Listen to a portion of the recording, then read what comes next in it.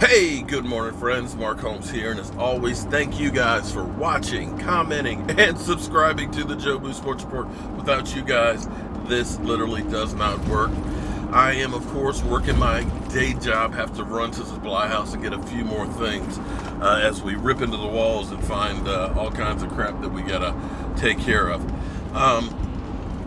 Interestingly, I have my day job, of course, which is doing construction work and cabinet making.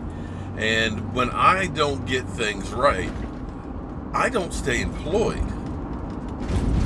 And it's amazing because, I dabble. I'm not a sports reporter. I just play one on YouTube. But it's interesting because if I make a mistake, or if I don't get it exactly right, I literally get killed. And people will always say, Mark has no credibility. He doesn't work for ESPN or NFL Network and things like that, But I keep looking at people like Ian Rapoport. Ian Rapoport. How many times has he said something is going to happen? I'll give you one that's relative to the Dallas Cowboys.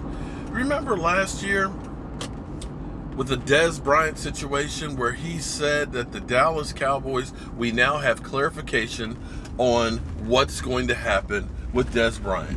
The Dallas Cowboys will be offering him a reduced salary, in which case he will be taking it and returning to the Dallas Cowboys.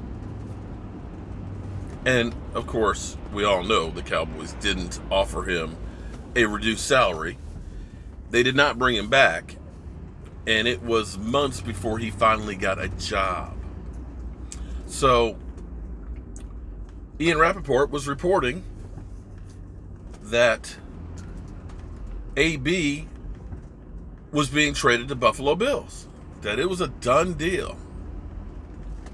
Guess what? It's not a done deal. It's dead.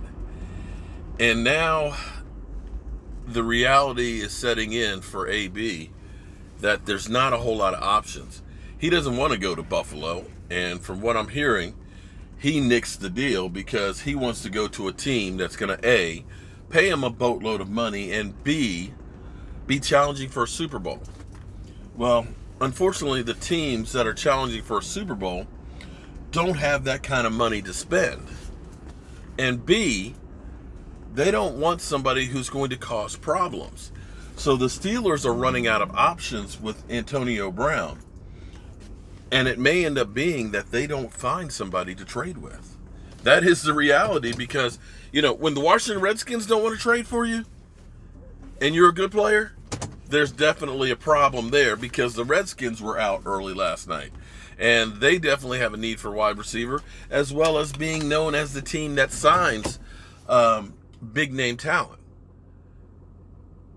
So this is where you start looking and realizing that sometimes you think the value of the market is going to be a lot better than what it really is.